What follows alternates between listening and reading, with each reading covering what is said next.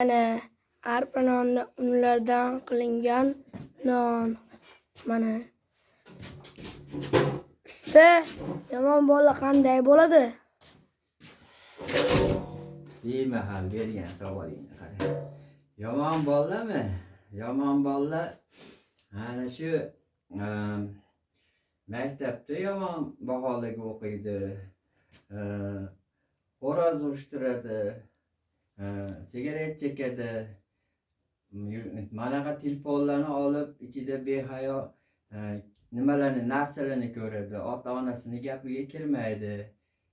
Yaxshi narsalarni olib ye deb pul bersa, bo'lmagur haligi inson uchun zararli narsalarni olib yeydi. Quloqsiz bo'ladi. O'shalar yomon bola bo'ladi. Tushundingmi? Akkangiz kasal usta. Nima aytganingiz?